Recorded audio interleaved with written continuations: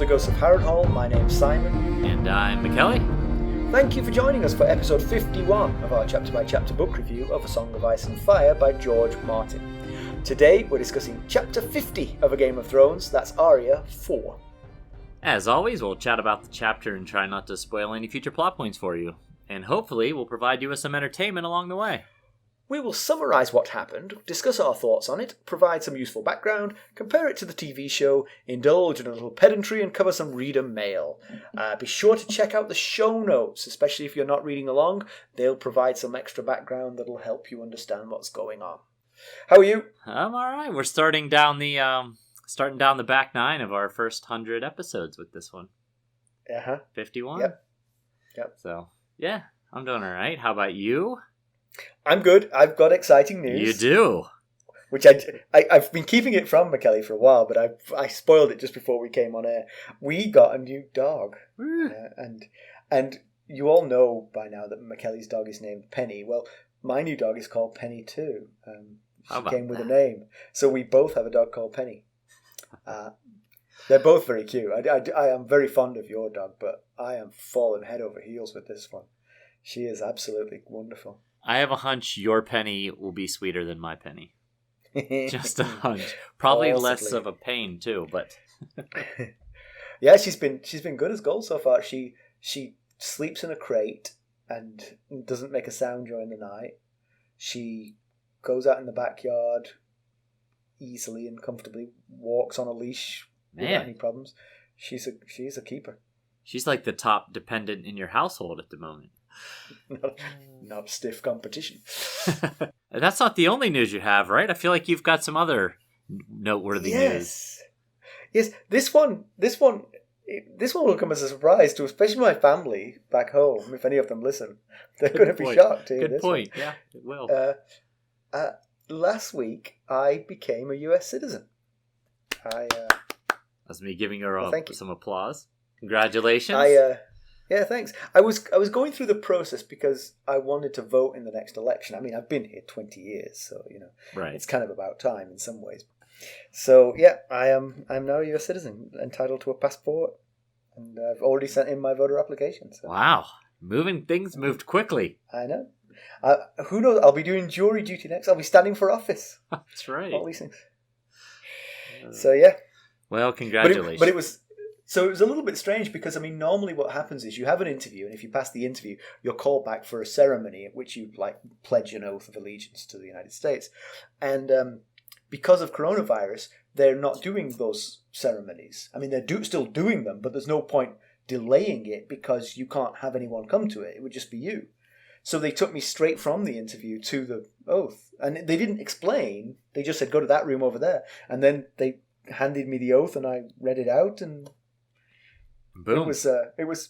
I would have worn a shirt and tie, but I thought it was just the interview. So but it was the whole thing was very high tech. They showed me to a room, and there was just an iPad sitting there on a desk, and then a face came on the iPad, and I did the interview remotely with this guy. He was in a different room in a different office in the same building. So it was a little bit like a sci-fi movie. A little bit like 1984 or something. A little bit. Yeah. Although your handwriting was a hindrance a bit, was it not? Yes, that's right. So the three tests are, you have to do a civics test, which I aced, and you have to do an English test, which maybe he didn't do. I think maybe the English test is implicit in the civics test. If you succeed with the civics test, it's proven you can speak English. But you have to do a writing test, and as I don't know if everybody knows, but writing is kind of mine and McKelly's career. Right. Our other career, our paying career. And so I joked to the guy, I said, well, this is the one I'll definitely pass because I'm a writer. And it turned out, I didn't realise, but it was actually a handwriting test. And so when I wrote out what he told me to write out, I then had to hold it up to the iPad, and he couldn't read it. So I was like, I didn't realise you needed to be able to read it. I thought you just wanted to see me going through the motions. I can read it. Read it perfectly clear, I think. All right. So let's get down to business with a quick recap of what Arya was up to last time we saw her. Sounds good. Last time we saw Arya, she had overheard Varys and Illyrio Mopatis plotting in the dungeons below the Red Keep. She then bungled the retelling of what she'd heard to her father, Ned, and since then she's kept up her dancing lessons with Syrio Forel, fought with her sister Sansa, and accepted the news of her and Sansa's returning to Winterfell much better than Sansa did. All right, McKelly, why don't we give them the summary? Okay. Arya and Syrio Forel are getting in one final lesson before heading to the ship and the journey back to Winterfell. The two spar with wooden swords, and Syrio catches Arya off guard, telling her the blow is coming from the other side. Syrio then teaches Arya about truly seeing things. And while doing so, Ser Meryn Trant of the Kingsguard and 5 Lannister guards appear in the doorway. The group claim they've come to retrieve Arya on behalf of her father. Syrio questions why Ned would have sent Lannister men instead of his own. Arya refuses to go, and they quickly drop the routine. Trant commands the guards to kill Syrio and take Arya. Syrio tells her the lesson is over and she should run to her father. Syrio then proceeds to take down the 5 Lannister guards with nothing more than a wooden sword to their steel swords and chainmail armor. Arya, meanwhile, hasn't fled, and she doesn't want to leave Syrio. She thinks she's never seen a man move as fast as Syrio. His sword is no more than a blur, and he beats the men with it. However, as Ser Meryn steps up for his turn against Syrio, she sees clearly that this will be a different fight. Trant wears full plate armour, leaving nothing for Syrio to attack with his wooden sword. Arya begs Syrio to run, but he refuses. When Trant's sword smashes Syrio's wood sword to splinters, Arya turns and runs. She winds her way through the kitchens and shimmies through a window. She discovers dead Stark men all around the Tower of the Hand. And there are more bodies in the stable. While there, Arya finds a crate of her belongings. She digs through it for Needle, and while doing so, a voice behind her calls out, "There she is!" Arya asks the stable boy, who is the one who shouted out "There she is," to help her saddle a horse, that her father is Hand of the King and will reward him. He says her father's dead and that it's the Queen who will be rewarding him. He grabs her right as her fingers close around Needle, and she turns and thrusts the sword right through him. He falls dead. She realises the gates to the Red Keep will all be closed, so the horse will do her no good. Then she recalls another way out of the castle, past the monsters in the dungeons, if she can find them again. After a terrifying walk across the open yard surrounded by gold cloaks keeping watch overhead, she tries to retrace her steps to the dragon skull room but gets lost. She grabbed a couple of candles but braves the terrifying darkness, reminding herself of one of Syrio's lessons, that fear cuts deeper than swords. She recalls when Jon and Robb played a cruel trick in the Winterfell crypts on the rest of their siblings, dressing as a ghost and scaring the daylights out of them. The memory of their laughter makes her smile and armours her against the fears. Her plan is now to escape the castle and make her way back home to Winterfell alone. That's some plan for a 9-year-old. Yeah. Oh, poor Arya.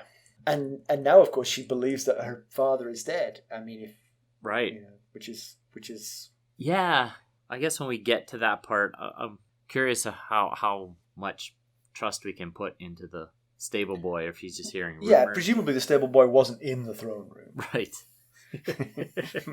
But he may be reporting rumour that did come from the throne room. So. Yeah, exactly. Anyway. So Going back to the dancing lesson, Syrio's calling out where he's going to attack Arya. You know, high, low, left, right. And then he tricks her by saying left and clobbering her on the right side. Which seems like A, a cruel trick, but B, in a real fight, they're not going to be giving you the clues. You've got to watch. Yeah, that is what Syrio says when she says, "But you lied." And he said, well, yeah, but in a real fight, they're not going to be doing that. But he also said that only his words lied. His arm and his body motions told the truth. And so he explains to her, he sets her down and says, it's time for listening now. And he explains the difference between watching versus seeing. And he says that the heart lies, the head plays tricks, but the eyes see true. Yeah, so to illustrate this, he talks about how he became First Sword of Braavos. The Sea Lord of Braavos brought in the prospective candidates and told them that the cat on his lap was a exotic cat from faraway lands and special breed, and everybody blew smoke and said, "Oh yes, I see it. It is a special cat." Yeah. And Syrio Forel said, I see cats like that all over the place. It's just a regular alley cat. And sure enough, it was. And the Sea Lord was like, yes, you see this true, the truth. And this is a lesson that he's passing on to Arya. And that's how he became the first sword of the Sea Lord of Braavos. But, that got me really curious about Syrio. I'd really like to know more about his backstory. Like, first of all, why is he no longer first sword to the Sea Lord? I wondered, I couldn't find it anywhere, whether that's a lifelong position like most. To this point, no Lord Commander of the Kingsguard has ever been dismissed. It's like either you die or you keep serving as the role. I wonder if that, obviously that's not the case for the first sword, but I wonder why he's no longer the first sword. He got too old or something? Well, coming back to that, is that true that no new king has ever said, I don't trust these Kingsguard, I want a new crop? Not to my knowledge, none have ever been dismissed. I'm no expert on the Lord Commander of the Kingsguards, but I would have thought that would have happened. I would have thought that, especially because, let's say this Kingsguard have all been together for a long time and they're all ancient. A young king might come along and go, you know what? Right. let's roll the dice here on some new blood. Yeah, I had that same thought when I was trying to find a Lord Commander who had been removed for no longer being able to keep up with things. Well, one idea for Syrio, perhaps the Sea Lord died in the same way that you might, as a Kingsguard, lose your job when the king transitions to a new king. Yeah. Similarly, he might... Good point. I don't know the Sea Lord of Braavos very well. He's not a major character in the story, so... Right. I also wondered, I would love to know how he ended up in King's Landing, why he's in King's Landing. Obviously, it's not to seek fame and fortune with his sword, because he wasn't in the tournament, the Hands tournament earlier. There was no mention of Syrio. Well, maybe he was, and we just didn't hear about him. But anyway, I would love to know more about his backstory. Feels like he would have done quite well had he been there. You would think so. Although, comes up here when he fights Ser Meryn Trant. I wonder... Well, we'll get to that when we get to that. The other thing that I was going to say about that was maybe your position becomes untenable when you lose your job as first sword. Maybe it's kind of like you can't really show your face in Braavos anymore as a former first sword. Could be. Yeah. Why King's Landing? I don't know, but that might be... Yeah. If any of our listeners know, write in and tell us, and we'll put it out there. Do our job for us. So while they're having this little lesson here and truly seeing with your eyes, the door bursts open and Ser Meryn Trant of the Kingsguard and 5 Lannister guards come bustling into the room. And Arya, upon seeing Ser Meryn, remembers that he was one of the Kingsguard that came to Winterfell when King Robert made his journey to Winterfell. Yeah, Trant claims that her father wants to see Arya, so she steps forward. But Syrio is kind of wise to this, and he wonders why Ned would send Lannisters. Yep, he's doing that old seeing with the eyes thing. Yeah, yeah. So Trant orders the 5 men to rush him, and he, despite only carrying a wooden stick, he manages to beat the living daylights out of all 5 of them. Yeah, without even being touched. Some serious Chuck Norris moves there, I feel like. Yeah. And Arya mentions that his sword moves like a blur. Mm-hmm. But apparently taking on 5 of these common Lannister guards is not quite the same as one Ser Meryn Trant, because that fight had a different look to it. And a lot of it was because of his armor. He was in full plate armor, and he tells Arya to run, and she doesn't want to run. And she also, while she's watching the fight, remembers that he was just teaching her about seeing truly. So she truly looks at the situation, and she notices that he's in full armor and he's got a long sword, and all Syrio has is a vest and a stick. And she feels like he can't win this and kind of starts to panic. But it reminded me kind of the Bronn Servardis Egan situation. Now, Bronn did have some Yeah. chainmail shirt on, you know. Yeah. Yeah, and a sword with which you could pierce someone. Right, and that was actually where I was just going a few minutes ago when we were talking about whether Syrio would have handled himself well. I wondered, handled himself well in the tournament, the Hands Tourney earlier, and I wondered why. Arya mentions how fast he is, and you have to imagine that Ser Meryn is fairly slow in this full plate armor. So you'd think that Syrio might have time to pick up one of the fallen Lannisters' swords and even to fight up a little bit. Yes, because you're right. Once he has a sword in his hand, this is no longer that much of a unfair fight. Right, exactly. It evens it up a lot. And there's 5 swords now laying on the ground. You'd think he'd be able to get to one of them. He could pick up 2. Yeah, there you go. But now I was thinking more about it. Clearly, Ser Meryn is a member of the Kingsguard, so he's probably a pretty good fighter. Maybe he's better than Sir Vardis Egan was. And Syrio's older than Bronn, but he did just dispatch 5 people coming at him at the same time with a wood sword without even being touched. So I just felt Yeah. But we don't know. I mean, we don't know because Arya's about to turn and run here. So maybe he did survive. We've not found out yet one way or the other. That's true. I mean, it didn't look good. I mean, short of running away, it feels like he was going to eventually get decapitated. I wondered if maybe he isn't used to using a longsword because he's Braavosi, so he's used to using a Braavos blade, the slender thrusting blade versus the longsword chopping kind of blade. Yeah, but still, I mean, you'd think his skills would transfer. Although, I mean, it's like asking an Olympic fencer to pick up a broadsword and just get into it. It's Right. unlikely that their skills are going to transfer very much. That's a good analogy. Yeah. One thing I was going to say about this, I think, for you, our listeners who are not reading the book, you won't have noticed this, but this whole scene took too long. I agree. I think some of it is we want to see Syrio being so cool and badass, but Arya should have run. Yeah. Syrio tells her to run instantly. As soon as he recognizes the situation, he says, "You run." And she doesn't. She watches the whole first half of the fight between him and the 5 Lannisters. While she's watching that, the odds were he was going to lose that fight, despite his skills. Right.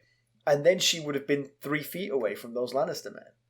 Yeah. Now, as it happened, he got through the first half of the fight and was able to tell her again, "You really should run, because I'm not going to win this one."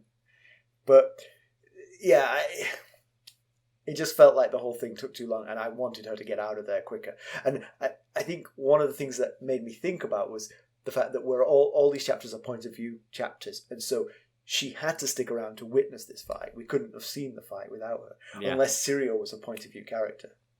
Yeah, that's a good point. Perhaps he wasn't. Perhaps he was always destined to die in this chapter, and so we couldn't really have him as a point of view character. You're right. It is a downside of the point of view situation because we don't get the information if that point of view character isn't there to witness it. Yeah, and if nothing else, even if he won the first half of the fight, she would have been twice as far away by the time that Trant defeated Forel. Yeah, right.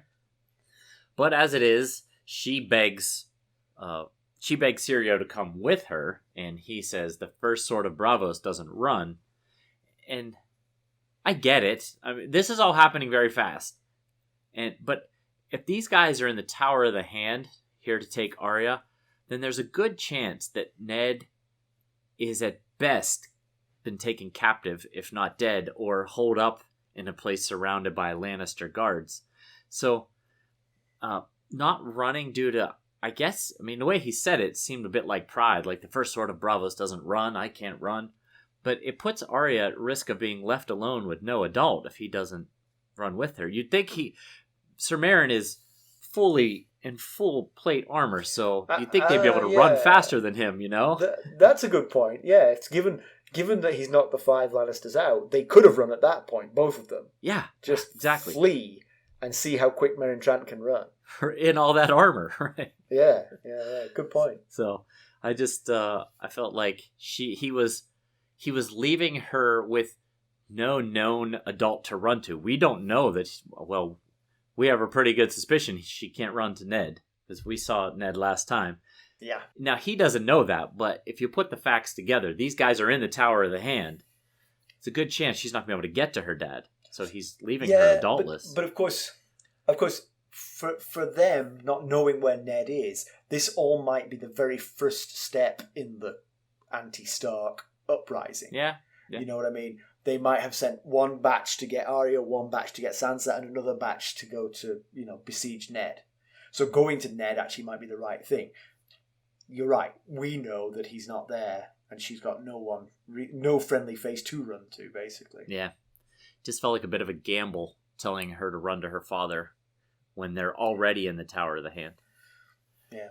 But she does run, sobbing at what she assumes is Syrio's death. She bowls over some unsuspecting kitchen staff and makes her way outside. She keeps thinking about all the things that Syrio's taught her, the sort of swift as a deer, Yeah, quick as a snake, strong as a bear, quiet as a shadow, I think. Yes.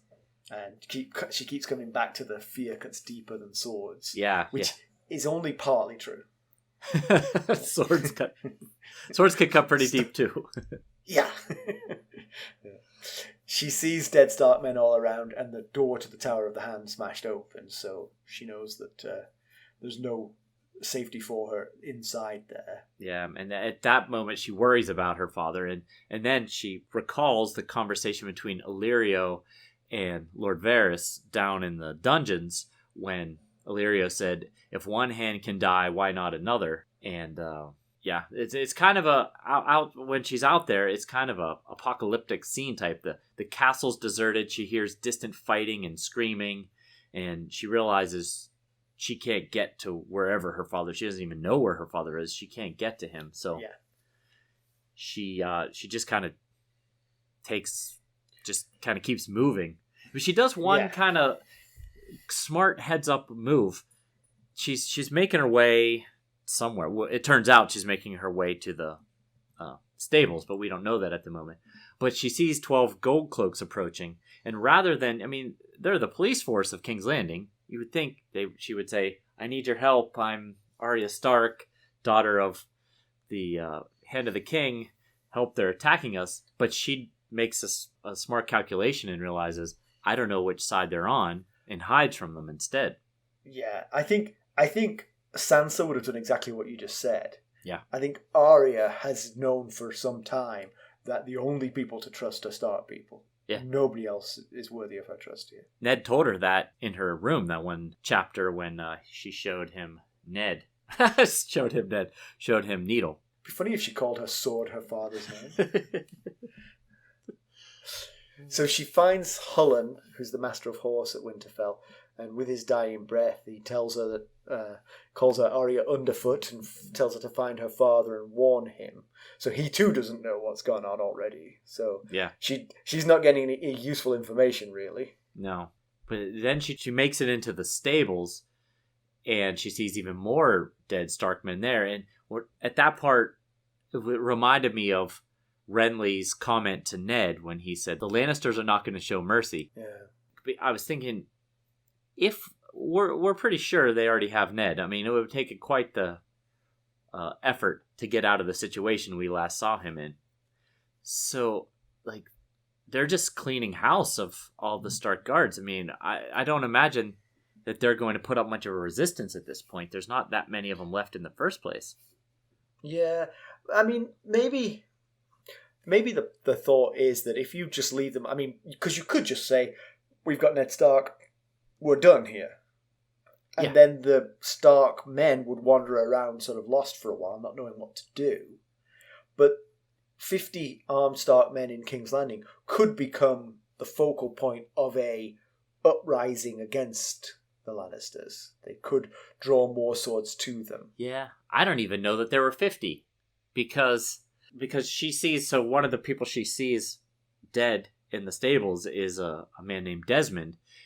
And she remembers Desmond back at the very end of Arya 3, which is the chapter where she was in the dungeons overhearing Illyrio and Varys. And she bungles telling her dad, and then Yoren comes in and her dad sends her away. The guy that was taking her back to her room was Desmond. And she was worried, and she said to him, "How many guards does father have?" And he said, "About 50. And that was compared to hundreds of Lannister guards.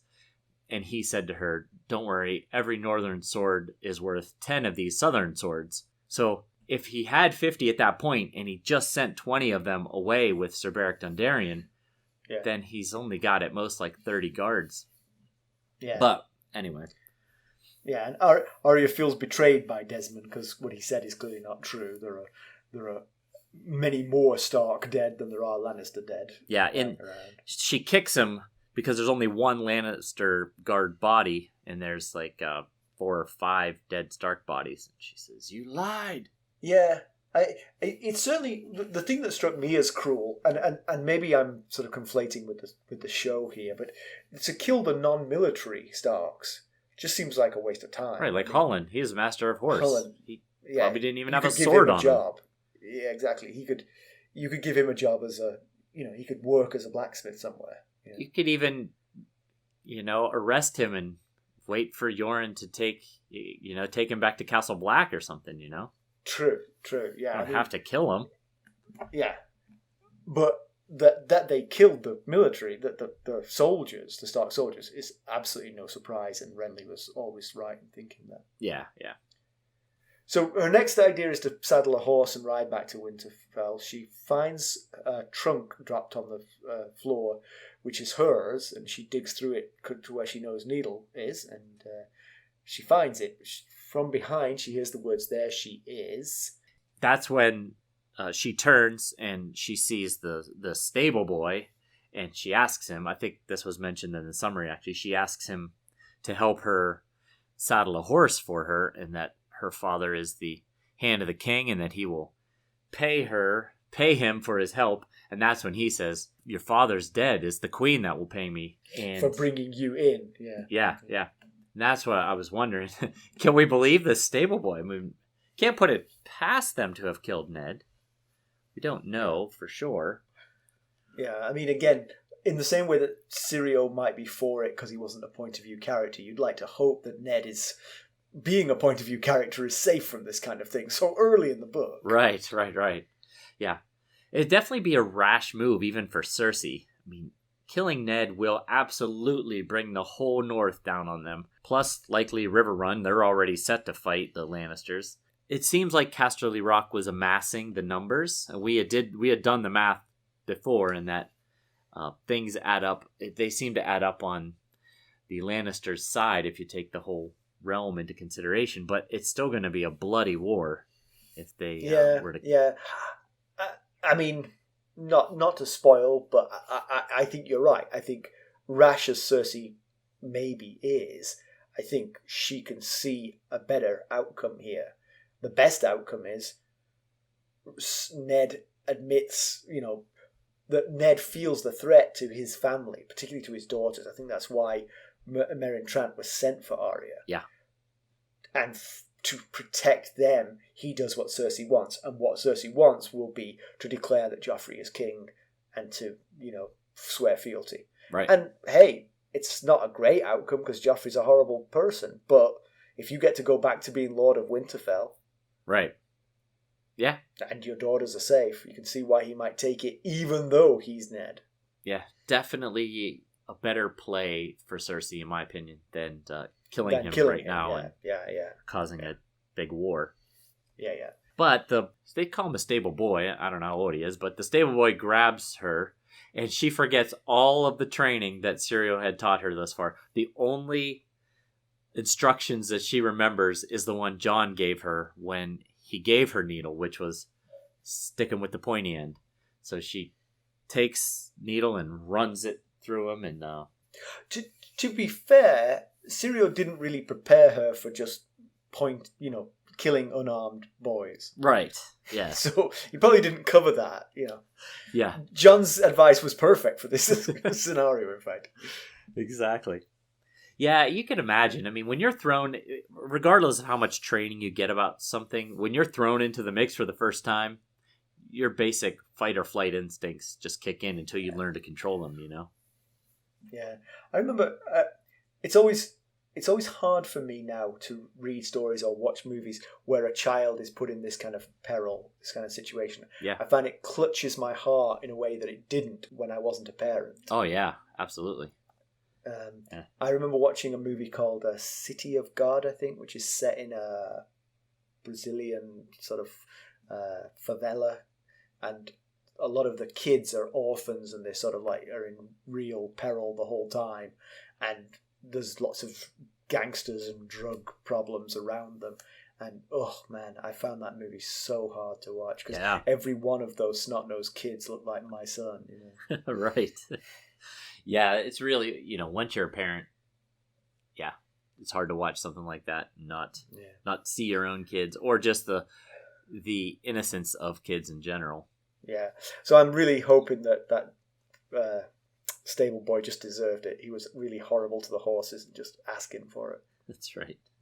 Well, he was being pretty horrible to Arya. I mean, he was laughing in her face that her father was dead and threatening to sell her to the queen. So. Yep, true. I mean, what choice? I guess she could have put the sword under his chin or something and said, run away now. But she just, reacted. That's how things went down. So, in a sort of like moment of rationality after killing the child, she recognizes the fact she can't really go by horse. The gates out of the city are going to be closed. But it occurs to her that she, uniquely amongst the Stark team, knows a way out that doesn't involve any of the gates. Yep.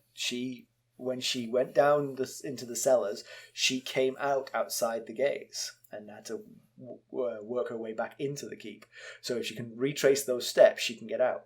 Yeah, but in order to do that, she has to walk across the open yard, which is just covered with gold cloaks, kind of up on the ramparts, looking out and keeping an eye on things. And so she's terrified to walk across it, but she does. She gets across it, and eventually she makes her way down into the dungeons. I gotta say, just thinking back on that, there must be some ordinary castle life going on. Right. I mean, there must be servants and, people who work there going about their normal business. This is why I think it's so weird that the sort of the non-military Stark people got killed, because do they stand out? Right. They all have pointy hair or something. So. They got that northern look about them. Yeah. I understand that she was terrified. I just wonder if, they would look down, see a child walking across the thing, and not think anything of it. Absolutely. Because I'm sure not all the gold cloaks have been told, look out for 9-year-old Arya Stark. She's the key to this. Yeah. I mean, she bowled over half the kitchen staff on her way out of the Tower of the Hand, and those folks are just doing their job. So. Right, exactly, yeah. And presumably the Lannisters, if they were running after her, they would have killed those people. Right. Assuming that they were somehow the enemy. Yeah, she refers to it as one of the most terrifying moments of her life, which is a rather short life, but walking across that yard. Well, hopefully short so far. Right, yes, exactly. And this is so she makes it down into the dungeons with the candles this time. Last time she didn't have the candles. She didn't have that benefit. And she realizes that the monsters she saw down there were actually the dragon skulls. So it's the first time she realizes that they were dragons. So she's trying to preserve the candles, so she is wandering down in the dark as much as possible. She's recounting Syrio Forel's words about fear cutting deeper than swords. That's helping to a certain extent, but then she remembers going into the crypts at Winterfell with Robb. Robb took all of his younger siblings down into the Crypts of Winterfell to show them, charmingly, where they will be buried later. Isn't that sweet? Which you don't need to play a trick at this point. The story itself is terrifying enough. Seriously. But play a trick they do, because when they get down there, Jon jumps out covered in flour, so he looks like a ghost, and scares the daylights out of all of them. Sansa runs away. Arya punches Jon on the nose. And Bran cries real tears while clutching onto Robb's leg, I think it was. Yeah, and then, but then they all start to laugh, except for Sansa, because she took off. So. No longer there. Yeah, everyone who stayed eventually found the humor in it. And... Man, I would never have forgiven them. Never. My brother, I've told you this before, my brother was very gymnastic when he was little. He was small as a kid, and so he was very lithe, and he could, in a door frame, with an open door, he could just put his hands and feet on the door and then just hitch his way all the way up to the ceiling. Wow. And he could hide. So you would walk through the door and he would drop on you, and he would just... And I still haven't forgiven him because he scared me sometimes so bad. That's funny. And that's not as bad as what Rob did. Rob Stark did is worse. Because, I mean, just having your grave there. Right, that's enough. 6 years old. I mean, that's like, I don't need to see this. Now, I have to say that although Rickon was not mentioned in this story, it's legit because he was not actually born yet. So they didn't forget Rickon this time. There was no grave for Rickon. Right. He was like, yes, good. But I think there's interesting parallels to the way those kids are now as well in that story. So Rob is, we've said this before, Rob's just a little bit reckless. Yeah. And that is a little bit reckless because that is a mean thing to do to little children. Absolutely. I considered myself a rather meanish older brother, especially to my younger brother, and I don't even think I would have done that. Yeah. John, his direwolf is called Ghost. Right, yeah. And he is the odd one out. Right. Sansa flees and leaves the others to their fate. That's pure Sansa right there. That is, yeah. Arya punches him in the nose. I mean, that's pure Arya right there. Yep. You've come to scare me to death? Well, take that. And Bran is a little bit helpless. I mean, he was only little at the time. I think he was like 3 or 4. For a different reason, but... And Rickon wasn't present. Rickon wasn't... So thinking of this memory helps Arya. She's not scared of the dark anymore. She was seeing visions of the dying stable boy, and she knows he's dead. But she thinks, well, if he jumps out at me again, I'll just kill him again. You know, if he pulls a John on me, I'll stick him with the pointy end one more time. That's such an Arya statement to make. You know, he's not going to jump out because I've already killed him, and if he does jump out, I'll kill him again. So she's headed to Winterfell. That's her plan. So has she given up completely on Sansa and her dad? I mean, maybe she's thinking Arya is a certain kind of person, and maybe what she thinks is we need to all go our separate ways here. We need to fend for ourselves. I'll see the two of them back in Winterfell because they'll do the same thing as me. Oh, interesting. They'll find a way out of this castle, and they will get back to Winterfell too. Yeah, I hadn't thought about that. Yeah, that could be. She is overestimating at least Sansa. Right. Yeah, that feels like a safe bet. Yeah, that's true. Yeah, I was just wondering too about whether, I mean, if she's headed back to Winterfell, she really is like, okay, either they're dead, or I'm not gonna be able to track them down. So I'm just gonna make my way back home. I mean, she's in an awful situation, but it's actually a pretty good strategy, I think, because it takes her away from this hotbed of people who hate her. Yeah. People who will use her. It's a long road between Winterfell and King's Landing, and we've seen Kat really struggle making it very far without trouble. So, be interesting if 9-year-old Arya can do it. Yeah, hopefully she will find some friends along the way. And, by the way, you'll see in News and Notes that we are allowed to say interesting from time to time. Oh, yeah. New policy. That's right. All right, what do you got background-wise? So, background was a little thin this particular chapter. Because it was just Arya and a stable boy. Yeah, there wasn't a whole lot going on. So, since this chapter takes place in the Tower of the Hand, I thought I'd enthrall you with the story from the construction of the Tower of the Hand. And it focuses on Lord Lucas Harroway, the Lord of Harrenhal during the reigns of King Aenys the First Targaryen and Maegor the Cruel. So in 39 AC, Lucas's daughter, Lady Alice, was to wed then Prince Maegor on Dragonstone. Maegor was still married to his first wife, Cerys Hightower, but took Alice as a wife as he believed Cerys to be barren.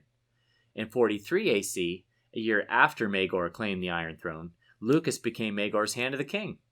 And Lucas also fought on Maegor's side in the battle beneath the God's Eye, and even governed the realm for a bit while Maegor was focused on the completion of the Red Keep here. Maegor was having major issues conceiving an heir, and that proved problematic for Lucas's family. In 44 AC, Alice delivered a stillborn and monstrously deformed baby, and Maegor's third wife, Queen Teyana of the Tower, convinced Maegor that the baby wasn't his. Rather, Lucas had helped his daughter conceive a son for the king by sending men of proven fertility to her chambers. Teyana even provided the names of those fertile men. Maegor, ever the misunderstood, then executed every Harroway that he could find in King's Landing, Harrenhal, and Lord Harroway's town.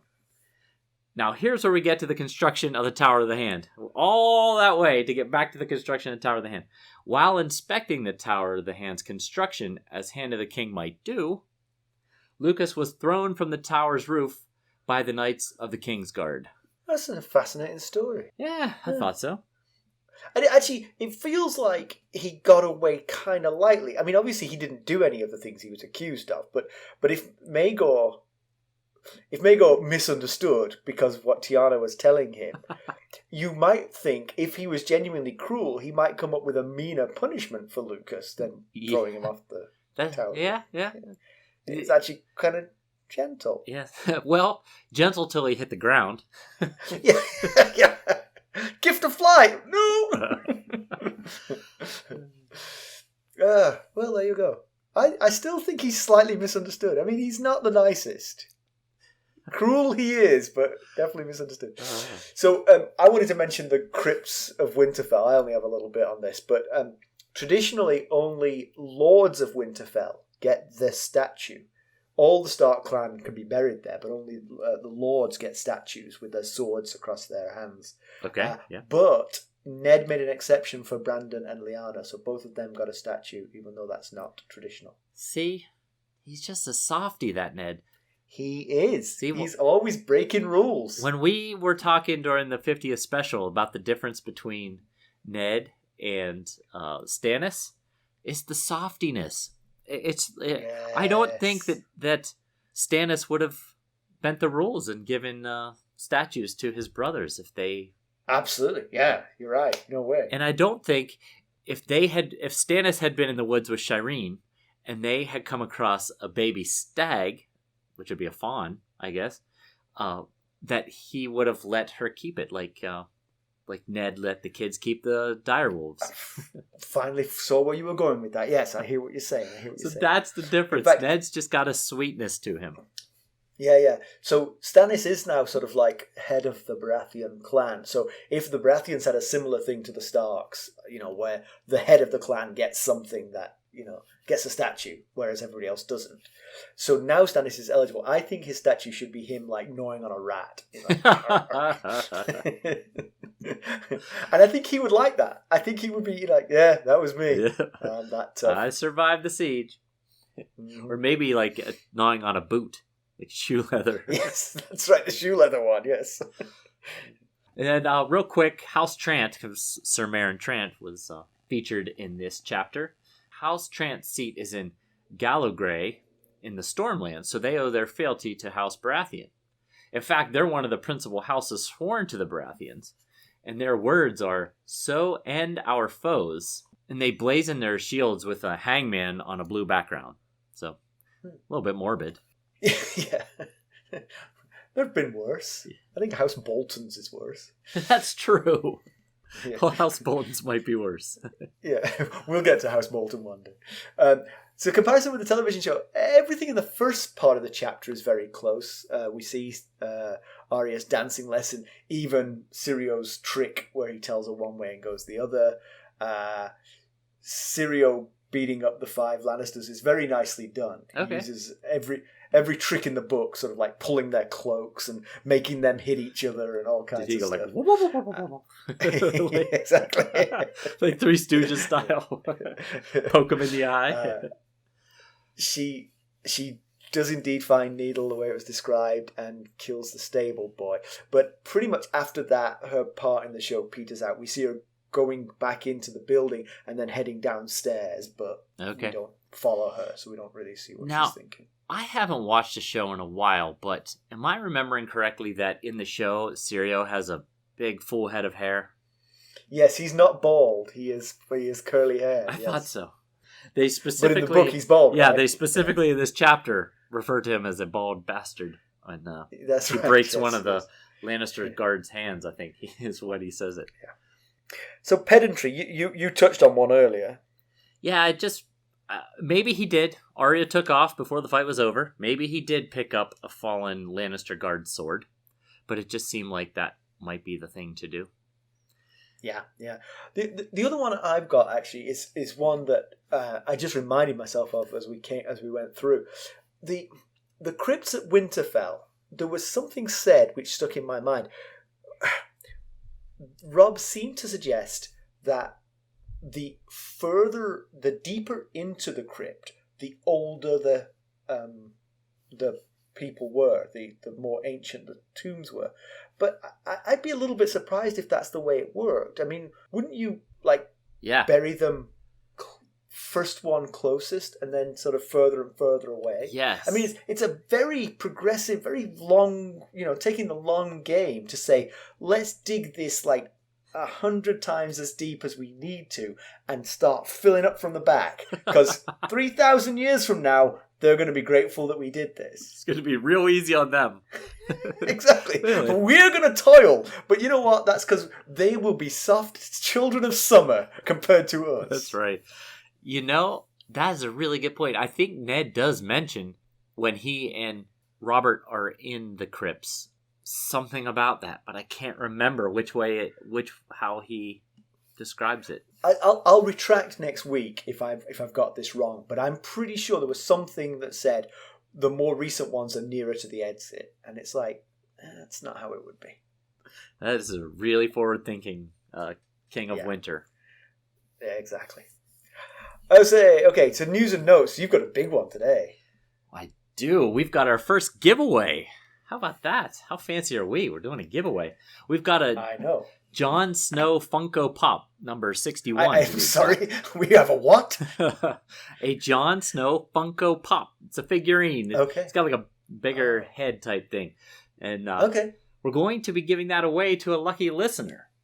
Woohoo! How do you enter, you ask? Well, I'm about to tell you. To enter, all you have to do is take a screen cap of a rating or review, preferably both, that you've done for this little podcast of ours and email it to us at ghost.harrenhall@gmail.com. And we'll be picking randomly from the emails. I know some of you are going to say, I can't do a review. I'm on Spotify, and Spotify is stupid. They don't allow reviews. So I know that's a problem. But if you can't do it on Spotify, which I know you can't do it, there are some options built into other podcatchers. So you could go to podchaser.com and leave us a review there. Anyone can do that.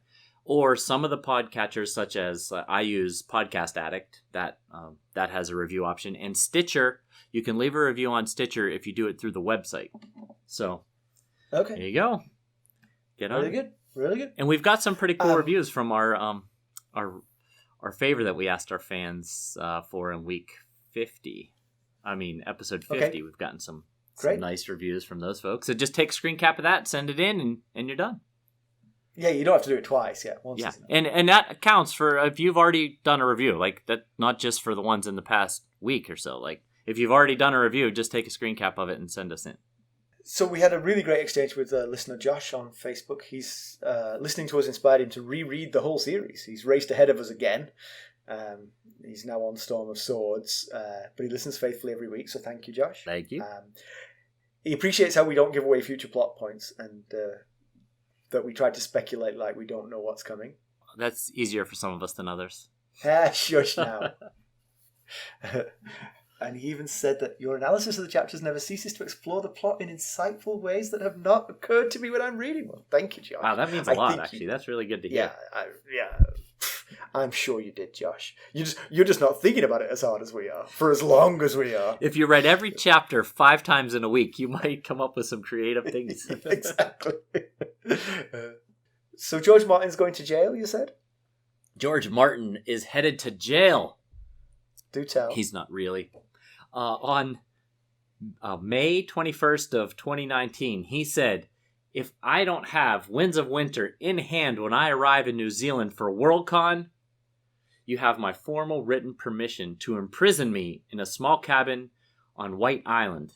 Worldcon is being done virtually this year, but it started on July 29th. So perhaps he'll say that he has to be imprisoned virtually then. Right. Yeah, you know what? No can do. So, couple of pieces of mail that we got as well.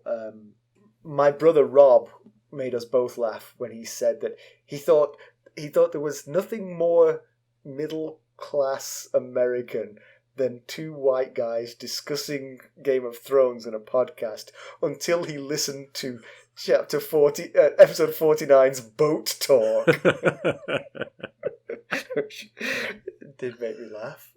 I think it was episode 50, chapter 49, but still. Chapter 49, thanks, yeah. Sorry, I knew I was going to get that wrong. Yeah, that made me laugh when you told me about that. And a really nice email from Kathy in Germany, who said we were entertaining her while she was painting and doing dishes and cleaning the house. So that is, as we've said before, that is our core demographic, people who are cleaning the house. Yes, it is. Or moving houses. That is the time. Lewis was moving houses. Moving houses, that's true, yeah, that's true. And Kathy is the one who gave us the green light to use the word interesting. That's right. So yeah. It's back. It's back. We're saying it as often as we want. All right. So let's bring this to an end. Could the stable boy be right? Is Ned in fact dead? Is the stable boy the Arryn stable boy?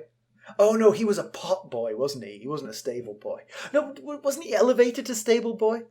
What happened to that Arryn kid? Yeah, that's right. It could have been that kid. That's him. It's all coming together. Arya is silencing him because she knows that he knows the secret. Yeah, well, if Ned is in fact dead, then Arya really might just be out in the wind, like who's watching after this 9-year-old if she gets captured, when that'll be a whole nother ball of wax. But yeah, but I mean, obviously we don't know what's happening to Sansa yet, but I've got to say, if one of them was to be like abandoned in the middle of the South with 3,000 miles to walk home, I would bet on Arya to make it over Sansa. Absolutely. She seems quite a bit scrappier and more resourceful than Sansa. Yeah. Sansa would have been caught the minute those gold cloaks came in, like you pointed out. She would have jumped in front of them and said, "Please, I need your help." They'd be like, "Oh, well, that was easy." Right. Who are you exactly? You're Sansa Stark, you say? Okay. Let me just check my instructions. Yes, I've got something I'm supposed to do with you. Yeah. Should Syrio have run with Arya to protect her? Yeah, I get why he didn't. I get he was defending her in his mind. I mean, obviously, he was defending her with possibly his life. But maybe the better long-term plan would have been to outrun the heavily armored and slowed down Ser Meryn Trant, and maybe they could have escaped together. I think he should have done. Now, I hadn't thought about it. You totally brought this up, but he absolutely, especially once he knocked the first 5 out, because they might have been able to catch them, but I don't think Meryn Trant can catch. Let's assume Arya is the slower of the two. I don't think Meryn Trant can catch them. Right, I agree. So is all this Ned's inflexibility and rigidity in his decision making coming home to roost? That's another thing I wondered while I was reading this. No, yeah, it is. You don't have to wonder. That was an absolute given. Remember when he didn't have to tell Cersei any of this? Right. In doing so, when he told Cersei, because he feared for the lives of her kids, he put his own kids in jeopardy. So yeah, yeah. We said it at the time. And it wasn't a spoiler. It was just an obvious observation. Yeah. That if you threaten someone who is a murderous and nasty piece of work, you are, and especially you threaten their kids. Right. You are risking your own kids' lives. Yeah. And Renly's plan might have possibly avoided all this. If he had acted then, while Robert was still clinging to life and Joff had no authority yet, he could have gotten the kids, and Cersei likely would have fallen in line until she had any kind of leverage back on her end. Yeah. Yeah, these missed opportunities. If Littlefinger was conspiring against him from the very beginning, it's possible Cersei might have found out in enough time to end up in the same situation regardless. So, yeah, definitely true. But again, I think we genuinely disagree on that, because I really do think Littlefinger was not conspiring from the get-go. I think he not conspiring against Ned. I think he was conspiring. Yeah. Conspiring to make trouble. Right. But I think he was willing to go with whichever. That's my opinion on that one. Yeah, absolutely. Yeah, that makes a lot of sense. That was a discussion we had Ned 14, right? Yeah. Yeah.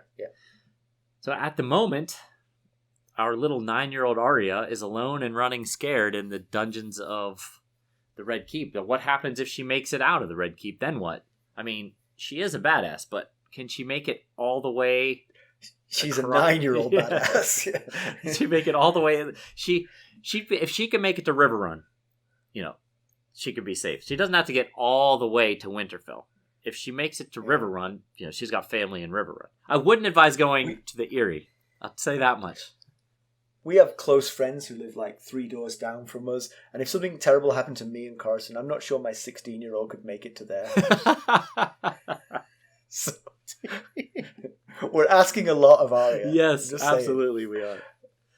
All right. So, as always, you can reach us at ghost.harrenhall@gmail.com, and if you reach us at that address with a screen capture of your positive review, well, actually, I guess we don't have any rules on that, but it'd be nice if it was positive. It would.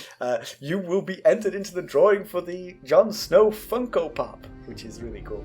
You can also follow us on Twitter at ghost.harrenhall, Facebook, Instagram, and YouTube. All right. Thanks for listening. Thanks. Bye. Bye.